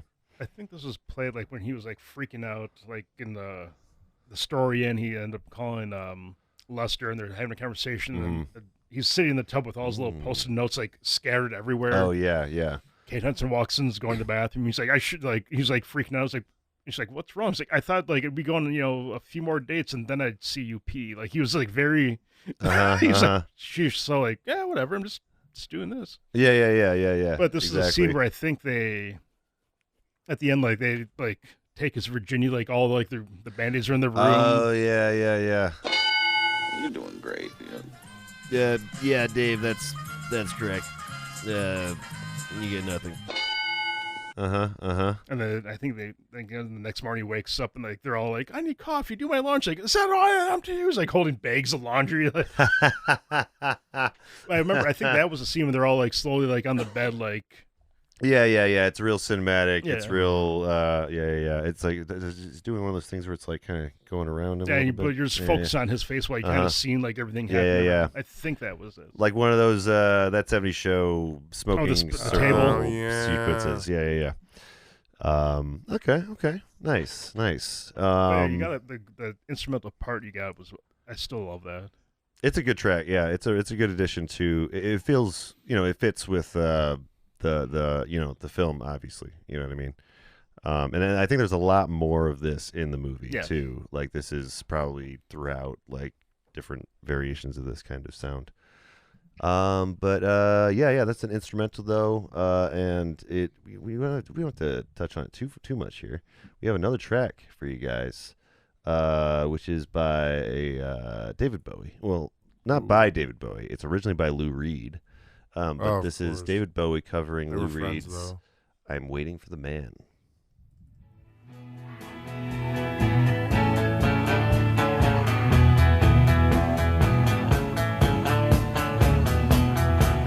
I'm waiting for the man. $26 in my hand. Oh yeah, that is definitely a Lou Reed song. Yeah, he's doing his like best like Lou Reed kind of like impression too. You so hard. And he's doing a good job. I think he's really given a good send off to Lou Reed with this one. Because it's originally on Velvet Underground with Nico first. Yeah, but yeah, it's a great. Yeah, and there's a scene earlier when William meets Lester Bangs about like, what the hell was it like? Because he asks if he like, do you like Lou Reed? He's like, if it was I can't remember the full conversation. It was basically was it the coffee shop? They're like yes. Okay, So his earlier first stuff. Like assignment. later on, he's just sound like he's just sound like David Bowie's like, but if like Lou's doing like he has this whole thing like Lou's still doing Lou, like he's still like in control of being like this amazing artist. Yeah, that's a great character in that movie. He's so like cynical, you know. He's just like lost all faith in rock music. In one of the DVDs, there's deleted scenes where he actually's got all these like interviews. They're just like at his house. They're just asking questions about different bands, or he's giving like little tidbits about like different like Roxy music, and it's deleted scenes. You said, but like just there are actual like clips of Lester Bangs talking about the real Lester Bangs. Yeah. Not but the fact Philip Seymour Hoffman as Philip Lester did Bangs. it very, very well. I think he portrayed like perfect. Yeah. He was like loving that fucking part. He was really like chewing the scenery. You know what I mean? But oh my God, he was such a great actor. Definitely, we lost a good one with him. But every time Phil Seymour Hoffman's in a movie, it's just like, hell yeah, let's do it. But yeah, he's very, very like down on the main character as far as like not he kind of tries to temper his early on. Yeah, early on he tries to temper his. Like just right away, he's like, "This is not going to be glorious." Like, do not become friends with the band. Yes. Like, basically rock music is dead. Like, it's become commercialized, so it's dead now. You know, there's a great scene where they're talking. It's like I can't do. It's like, let me guess. You made friends with the band. He's like, yeah. It's like I told you, don't do. Yep. He's like his mentor that has been through everything already. Because he like already makes a comment on like how like kind of fresh he looks and how they're just gonna take advantage of him, eat you up and spit you. Yep. Like, there's nothing controversial about you at all, man. Yeah. That's like a weird like insult kind of line to give to someone. But there's nothing controversial about you at all. Like in the movie, he's like. The character's like 15. Like this kid, like he looks very, very young. Yes, hard. I think is he supposed to be like 17 or 18 in the movie, or is he literally supposed to be 15? The character's supposed to be, I think, 15 because he skipped 2 years. He's supposed to be, that's right. The movie, that's he's right. supposed to be graduating, but he misses the graduation because I believe that scene. I think that's when he's with Kate Hudson at the end when she's like overdosing, like saves her. Like there's that's the day he's supposed to be at his graduation. Okay. Man, dealing with some hard stuff. Yeah. That's even I didn't watch like the full movie again. So like I really after this conversation, like I need to fucking like revisit this and cry or something. Lou Reed's Waiting for the Man. But David Bowie, Lou Reed, that combo is good combo. That is a great solid combo. Yeah. I think at some point we try to figure out if there's any sort of not just Lou Reed, but there's some Velvet we could do. Well, Lou Reed and David worked on Transformer. Oh, Transformers on the list. They worked on That's Transformer. Right. Transformers on the list. I think David Bowie was the producer. Might have been one of the producers. Yeah. I mean, he's been involved. He's involved in a lot of random shit. Look it up. Like, please correct me if I'm wrong, but I know he was involved. Yeah, well, I've seen the episode. We'll correct ourselves when we get to that album. How about that? Yeah. Sounds good. That was another one I was going to pick too because that's so goddamn good. So good. We did Lou Reed's New York on side B. And there's classic albums about Transformer too. Okay. We could watch that for our YouTube series. Okay. Yeah. Get that list growing and growing. Yeah. There's also, I should mention, there's a Bowie. We already mentioned there's a Bowie quote unquote cameo where like he is in the background like covered by. Because in one of the hotels he's coming in and so everyone's like got their face paint. They got like the Aladdin stain or whatever, like the lightning bolt. They're all discussing David Bowie, and all of a sudden like, he runs in. People like lose their mind. He like. You don't see him, but it's just a guy with like a jacket over his head. Yeah. Runs into an elevator, and who's in the elevator is Cameron Crowe's sister. They could have gotten David Bowie, really. if they wanted to back then. They could, but they weren't really doing. There wasn't like. I mean, they probably didn't want regular to celebrity cover cameos like that weren't happening as often. You know, now it's like every fucking movie there's like some really intense big name person that just shows up for a scene. It's like, what are you doing in this movie? But Disney. I mean, did you see the Thor: Love and Thunder trailer? Well, I mean, never mind. I don't want to spoil. There's a cameo in Multiverse of Madness that feels very much like what I'm saying. But we're gonna move on to one more track though. Or no, 3 more tracks though. We have 3 tracks. This next track is "The Wind" by Cat Stevens. I let my music take me where my heart wants to go. I swam upon the devil's lake, but never, never, never, never, I'll never make the same mistake. I imagine this was like the end of the movie, a very stoic scene. Nope. Possibly. This was before the airplane incident. This is mostly just Kate Hudson alone in an empty auditorium after like a night concert, and she's just dancing with like a rose in her hand, I believe. Okay. And the song is just kind of playing while she's just kind of alone. You're doing great. Dave again just knocking it out of the park with another actual correct music reference to the movie Almost Famous. Good job, Dave. I'm just adding up your score here right now, and if I carry the 1 and... Oh, you're at nothing. Okay. It's one of those. I could. That's perfect for Cat Stevens. Didn't they do that in Guardians? Yes, as well? they did. The end of Guardians. It was like, he played it was a different song. Well, no, but it was in the movie Father too. Son. They kept on even bringing it up within the movie itself. But it was after like Zandu or like his was that the Yondu he died? Yondu died. And it was his funeral, and everybody showed up, and then like Sylvester Stallone and then showed like up. guys, you're gonna make me cry. What's his face? Yondu's second in command gave him a Zune. He gives him and he was like, "This is the latest technology on the planet." Yeah, Sean Gunn. He thought you'd want it. That's the actor. Yeah. That's Yes. Known for crawling around James the ground. Gunn's, yeah. Known for crawling around the ground as Rocket Raccoon on the set. Did you know that he plays Rocket Raccoon physically? Yeah. I did not know that. Yeah, he's just crawling around doing the Rocket Raccoon thing, and then I think Cooper. I think he was the Weasel in. And he's the Weasel. Yeah, he's the Weasel in Suicide Squad. Oh my God, Sean Gunn he gets the best fucking roles from his brother. And I think he was in Gilmore Girls, from what I remember. Was he the raccoon in Kayla that too? me. I was gonna say what I what have CGI no creature idea. did he play? Yeah. That's really funny. But I mean, seriously though, this should be. I feel like Cat Stevens could fit on like pretty much any soundtrack. Just one Cat Stevens. Because just every has like that down point or that happy. Like whatever this. You fits need in, one. Like, this just. Like that puzzle piece that fits, like the last piece, always like there's always a place for it. Yeah.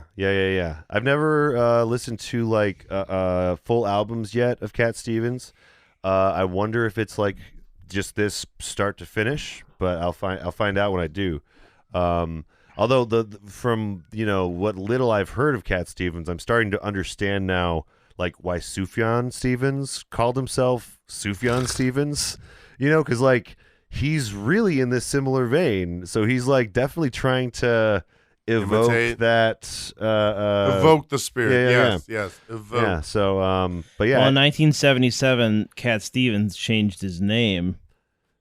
To Yusuf Islam. Yes, that's he right. Converted to Islam. And for a while, I actually had mixed the two in my brain and thought that Sufjan Stevens was Cat Stevens further down the road. Because I'm dumb. They are similar though in certain ways. They're usually getting on, talking about some religious imagery or something in their songs. So I think he's probably a big fan of Cat Stevens. Pretty good guess. Yeah. If I were to wager a guess, wager a guest. What would that even mean? Wager a bet. I mean, we have enough guests to wager, but I wouldn't. Yeah. I don't know if they'd want us wager to all the guest spread on this choose one. them as a bargaining chip. It's like an NFT in a way. I don't know. Yeah. NFTs. Let's jump on that train. Album That's concept hour NFTs. Definitely viable still. The Dave NFT. Yeah.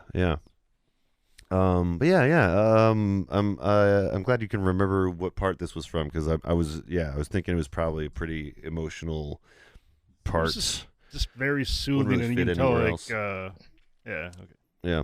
But yeah, we got another track by Clarence Carter, who I just learned about yesterday is from Alabama. He is one of the just main soul legends, forerunners in Alabama. Kind of like the Sam Cooke of Alabama, if you will. So here is Clarence Carter, Slip Away. Can you slip away? Slip away. Slip away, yeah. I need you so.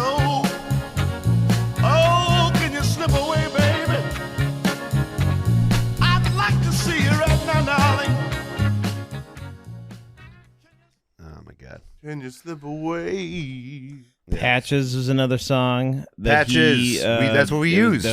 That's the song we used last night. Yep, that one did really well. It was Yeah. like number 2 in the R&B charts in the U.S. in 1970, and really a song deep that the people some people know Clarence Carter for is like a karaoke that he did the song "Strokin'" in 1986. Oh, Strokin'. So yeah, we talked about that one also last night because we were like Nate was going to pick Strokin', but he's like, I want you something a little more tasteful. Yeah. And one funny thing about Strokin' is he wrote that when he was very old, from what I recall. Well, he's 86 now, so yeah, and it was probably what 50s or no. I think Strokin' came out later, from what Nate was. It charted finding. in 86. 80. So. Well, yeah, 86 compared to this, which is like right, 20 years later. But right now he's 88 years old. Okay.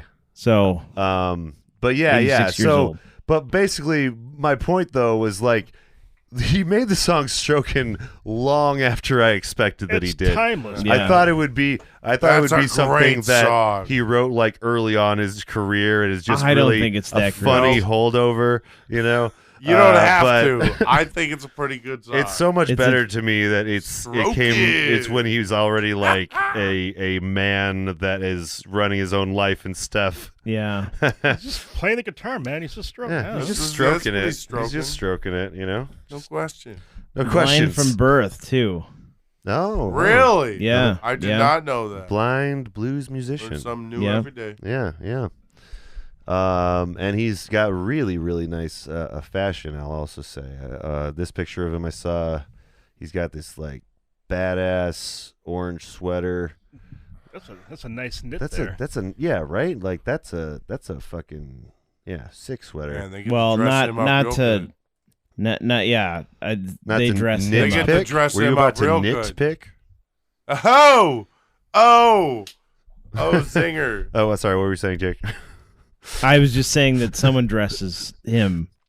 Someone Probably just- doesn't. Well, yeah. Right. Huh. I'm with you, Jake. That's a I'm with good. you. Yeah. That's a good point, Jake. I can't They argue with you They there. get to dress him whatever style they I want. mean, to. he might just look good playing in it, music. but- So I guess props to his stylist. There you go. Whoever was his Or stylist. Do you know if it was a complete vision loss, or was it like a partial? Like I think Stevie Wonder, it's like partial, right? Like he can kind of Born see. blind in Montgomery, Alabama in 1936. He attended Alabama School for the Blind.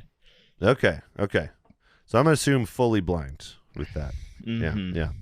Mm-hmm. Because there is a variation. To those that don't know, there is kind of a grade. In a You know, some spectrum, in a people sense. kind of are just everything is just extraordinarily blurry, and there's no glasses that can fix it.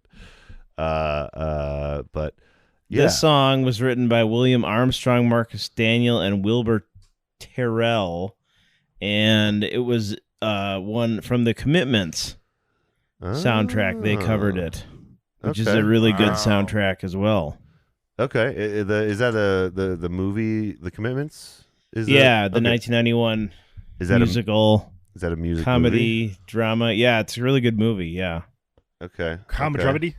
Writing it down. The Commitments. It's a dramedy. They call it a We might dramedy. need to talk about this in It's from the YouTube series. they're set in the north side of Dublin, so more Irish stuff.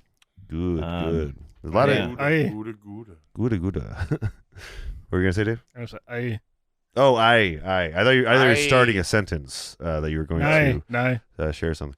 But we have one more track for you guys. This is by a band by the name of Thunderclap Newman, and the song is "Something in the Air."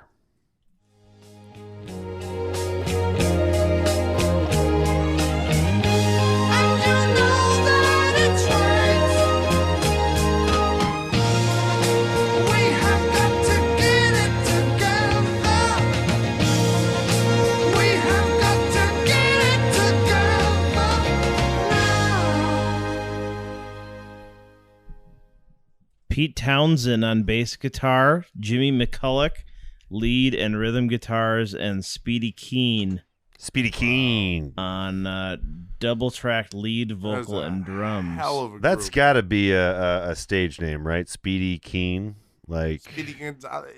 Speedy Keen, though. That's like that's nice. That's nice. John man. David Percy Speedy Keen. Okay. Wait. That was John David Percy is Speedy Keen. Speedy Keen. Yeah. That's his Okay. name. I see why you changed it. Man, Yeah. but that looks amazing, like on a drum kit, though. Like, Yeah, Speedy Keen. And I really enjoyed this track. I don't know where I've heard it before, but Pete Townsend definitely produced heard it. Yeah. You heard it because Tom Petty and the Heartbreakers did the song. This is a Tom Petty that's song. the version that I'm That probably makes sense. familiar Or not with. not a Tom Petty song, but they recorded it on their greatest hits album in this multiverse was for it? their Yeah. greatest hits album. But yeah, it was originally a Thunderclap Newman song. Okay. Okay, we're back in our original multiverse because it does have Tom Petty. Yeah, it does have Tom Petty here. We are back in our universe. That's good. That's good. I was kind of worried there. It was for a dicey minute. for a bit. Thought we were shifting. I thought there Britney for a Spears is second. covering everything. Last thing I need is Wouldn't to that be walk out cool the if door like and have Britney everything Spears be just started doing dope ass covers of like everything right now? I would be down. I would be so down with that part of her career. Although I do love me some Britney. I really how far would I you don't know want if it to she's go? got the chops, but maybe Britney and Christina team up. Christina. Yeah, her and Christina. So, anyways, this what anybody got to guess what part of the of the movie this was from? This was, I believe, after Penny was overdosing in the hotel room, and he gets Oh, the doctor to no. come in. Boy, that's And I think this is playing like as they're like trying to like pump the stomach. Wow. Okay. so it's If I an remember odd one to correctly. put last. So Yeah. there's not much Track left, and on like the there's album. only a few more songs that, of course, this is the last track we have for us. Oh, man. Oh, I'm so sorry, Dave. It's a very, very similar song that you're thinking of. Actually, Stevie Wonder's My Cherie Amour is playing while Kate Hudson's stomach is getting pumped in. William is staring at her like he is in love. I'm not sure exactly where the Thunderclap Newman song places in the movie, but that's all the time we have for you guys tonight. Dave, you actually you got more right than you had wrong, so I guess that means you win tonight's grand prize. And looks like right here you have, eternal servitude to fly over State Park. Congratulations, Dave, and you will be driving that home tonight. The war is over. They won.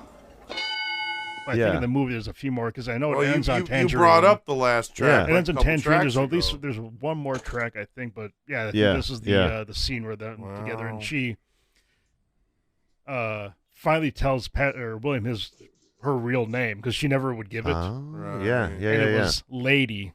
Because Ah. her mom wanted her to marry up and be a lady. Sticks. Sorry, what were you saying, Dave? I lost my track. It's okay. Sorry. You're my lady. I'm surprised they didn't include that. I guess that was probably after actually the this reveal because it was never known. Yeah. Okay. So this is a really good song, and this is a really good track. Yeah. And this is a really good movie. Well, I was going to say, I just want to say one more thing about this band. The sound of it oddly reminded me of like the Beatles mixed with Flaming Lips. Like somewhere in between of that, you know? That's where this band exists. That's where it exists in my brain. Yeah. It sounds like the singer is singing very similar to what is it, Wayne? Wayne, yeah. Yeah. He's and I'm assuming Wayne, of course, knows about all of this. Wayne Lips. Yeah, Wayne of Lips. Yeah. He was on Comedy Bang Bang once. Was he? Yeah. That's awesome. Yeah. He was like a weird, like an introducer of the show. Like it was like this kind of, it was a Halloween thing that he was kind of just involved with. It was weird. But he's a very interesting guy too. So I mean, it kind of fits. Like their live shows are just insane. So good. I've been to one and it was amazing. Yeah. Remember when I told you that someone from Pink Floyd was in the Flaming Lips? I was like, I was convinced because one friend of mine suggested that to me. Not really, but you heard. Yeah. I was like, Dave, did you know this? Another multiverse. And you're like, I don't think that's true, but you were polite about it. Like Marilyn Manson was a kid from the Wonder Years. How about that? or that speaking of Marilyn Manson, there was that whole rumor like, he got his bottom ribs removed or whatever, and then that would always change to different people. Yeah. You guys remember rumors? I feel like rumors have changed since we've had the internet. Mac rumors, just rumors in general. Which we've covered too, by the way. Speaking of rumors, we're talking about actual rumors. Yeah. Rumors? I feel like rumors have changed in the age of the internet. Maybe. It used to be just word of mouth, and now it's just moves lightning. Telephone at one point. Yeah. You can ruin someone's life in like 2 days rather than like rumors. A month. You know what I mean? It's just gotten better. We have one more thing to do before we get out of here, though, guys. This was a good soundtrack. I'm glad that we got to it. And speaking of soundtracks, we're going to be doing another soundtrack very soon here, about a month. The Mighty Morphin Power Rangers. What is it? Rock. Action. It is Mighty Morphin Power Rangers, the rock album. The rock album or something. Like the official name. Does it have the Rock Rangers, in it? The Rock. It has all the rock. And I was really hoping it was going to be the wrestler, but. By the way, we can see if he's available. But we did end up getting a guest for this very special episode. We were getting Ron Wasserman. We got the guest. The person that wrote the Power Rangers theme and the music for like the first 3 seasons, as well as co-writing the first 6 seasons. The first 6 seasons. Okay, and he co-wrote the X-Men theme. So this guy's pretty much the king of my childhood's. I give him X-Men credit. Saturday morning cartoons. Oh boy, thank you. We should be having him on sometime middle of June. So look forward to that for our next soundtrack that we get into.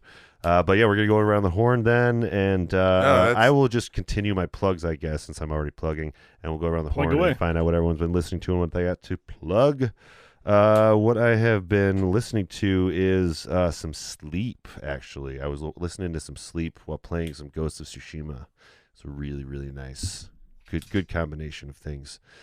As far as what I have to plug, I'm just going to say the YouTube again, guys. We have, by the way, we got 100 subscribers. Thank you so 99. Much. And you were 99. 99. We're YouTube.com/Flyover State Park. And you're going to want to subscribe there if you want to see our YouTube series about music movies that we're going to be making, filming very soon. I'm not sure when the first one's going to come out yet, but you will be the first to know, random audience member, when that happens. That's right. You right there. You listening. right there listening. Yeah, pointing my finger. No. No, you. Not this guy. Yeah, this yeah, guy. You. This guy. Yeah. He's going to get it. You're going to get it. And what about you, John? What have you been listening to? What do you plug? Well, I will be listening to on my record series here my Black Sabbath album, Paranoid. Oh, I will be listening to so that one. good. I have that one on vinyl. That's one of the greatest fucking vinyls, I'm quite man. excited. Straight up.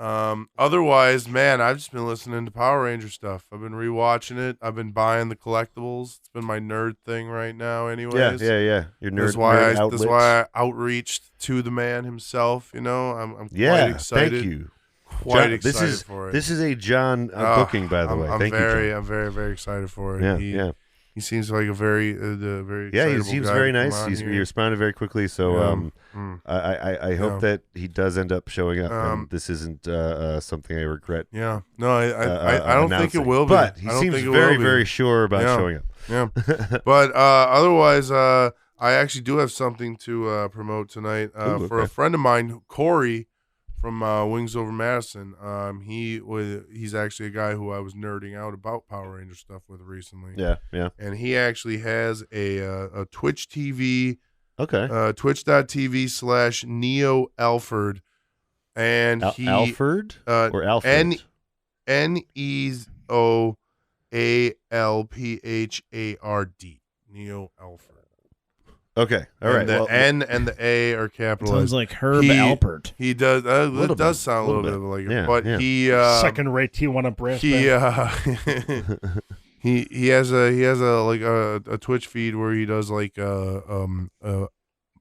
Power Rangers themed Dungeons and Dragons thing, which is a thing. Yeah, you mentioned that. You know, and he's been doing that for a couple weeks now, and he's had some real success with it. He's got a lot of people into it now. That could be a lot of fun, actually. Yeah, no. There's a guy.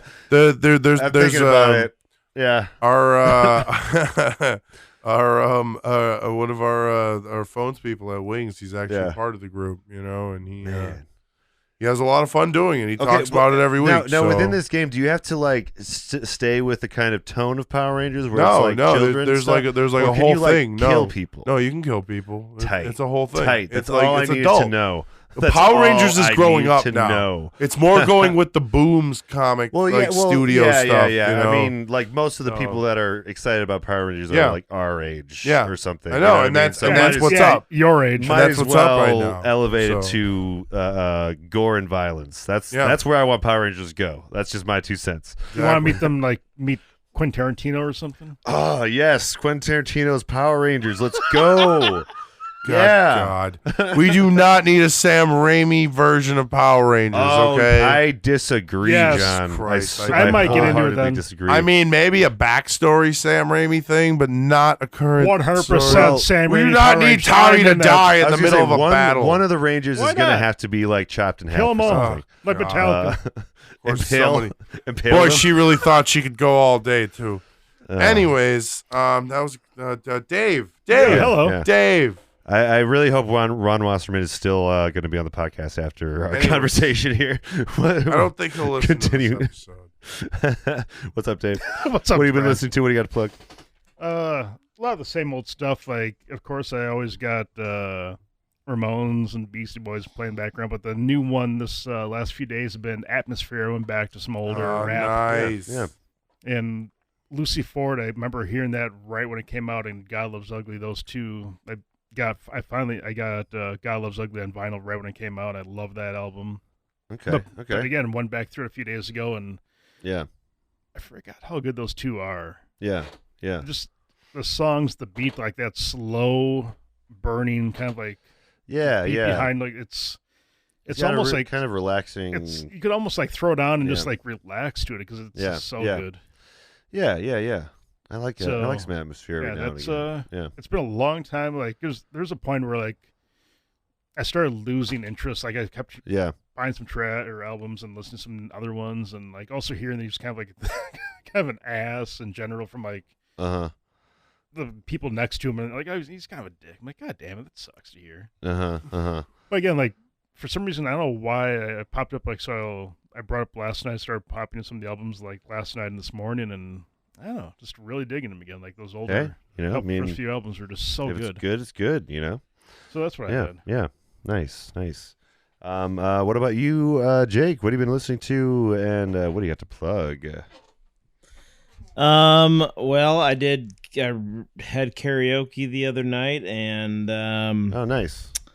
Yeah, and then before that I did a school dance, and the next day I did a wedding. So pretty much whatever people want to hear is what I'm playing, and that's what I've been listening to. Any highlights from that karaoke night? No. Okay. I got yelled at. Because some drunk ladies were like, I was like calling off names, and I'm like, all right, go. Jessica. Jessica going once. You can do about it. Yeah. Jessica going twice. Jessica's gone, and then she came storming through the door. Oh man.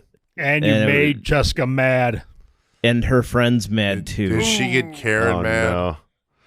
She got Jessica mad. That's boy. for sure. That's a whole different level. It was a big deal. Anyway, she got to sing like 3 songs later. We handled it. That's and I great. think we're fine. I bet you did. I bet you handled it with grace and esteem. Well, I just said I'm like, there's half an hour left. We got like 10 songs. There's 10 not much songs time. to I sing. don't know what to tell you. I just want to go home. I really don't care if you sing or not. Like I'd already done it. Is that what you said to her verbatim? I literally said that. Yeah. Boy, Jake. And her friends are like, "Oh, that's fucking awesome. You just want to go home." And I'm like, "Yeah, I do." I worked a full day. I did a school dance, and then I came here. So, yeah. See you, ugly mugs. Yeah. Just because you're drunk and having a great time doesn't mean that people everyone else has to adhere. Bro. People be assholes. Yeah, and then the other highlight, low light or whatever, was the lady that begged me to start early. Was also begging me to sing one more because she was leaving early. So she wanted to sing early so that she could leave. She was also there almost later than me. Oh my god! Oh, like she stuck around. Jake, she's having a good time, so good on you. You can't trust these people out there, Jake. Well, come out to Jake's karaoke and give him a better experience, guys. She had told me about this guy that had formerly hosted at Main Street Lanes, who whenever she came in, like she couldn't sing or something, and I was like, well, that was probably me. But I didn't tell her that.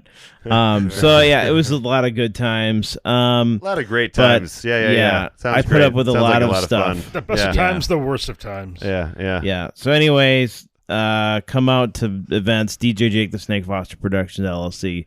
The events page and the wedding that I did. Come to the front when he calls your name. By the way. Yeah. But hire me for a wedding. I love DJing weddings, and that was a blast Saturday night. I had so much fun, and the crowd that we had was great. So that was a lot better, and that was a great way to close out the 3 events I had within 24 hours, basically. So. Wow. Well, good job, man. You doing everyone a service. Apparently, everyone is partying right now, and they need DJs. Yeah. Don't show up sick. Yeah. Please. Yeah. There is. For the love of God. I think there is still some COVID somewhere out there. Oh yeah, I keep hearing about people being sick, and it had spiked. I was looking at the wastewater, and it had spiked a week or 2 ago, and then now it's kind of still around for sure. It is still around. So yeah, be careful out there. But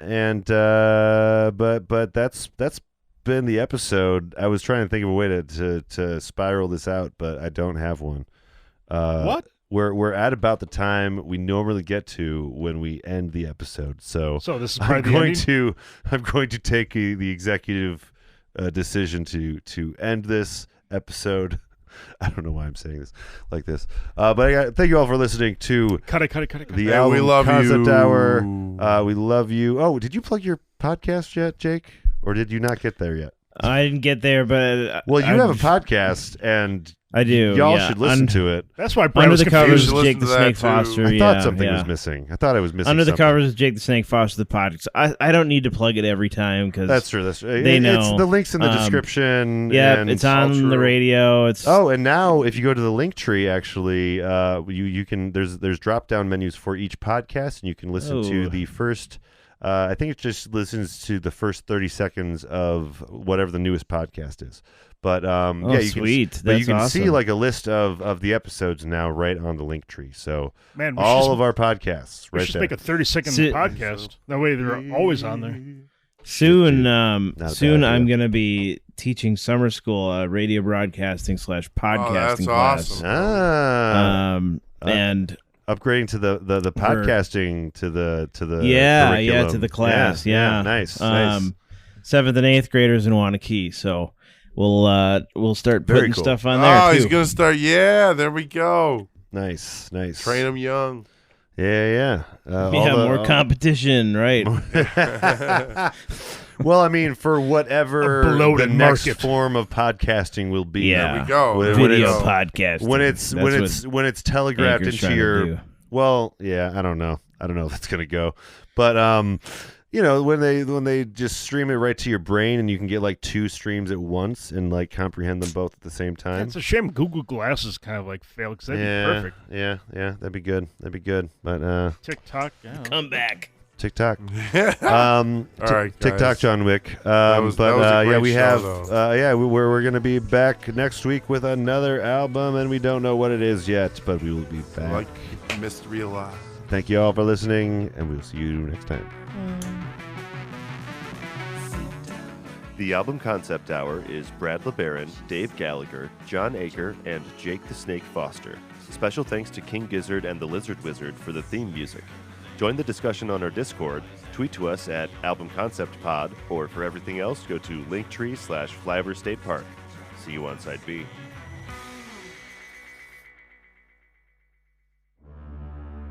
I found it on Twitter. A podcast, just like any other podcast that you've heard, at least on the surface. But something about it was darker. It reached into me and left something behind. Something I can't put my finger on. I wish I never clicked play.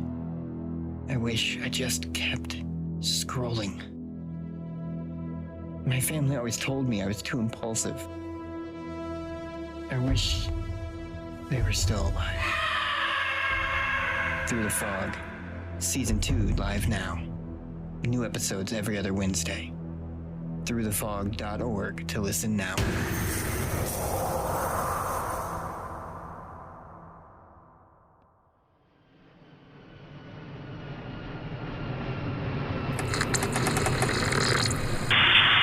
This is Flyover State Park.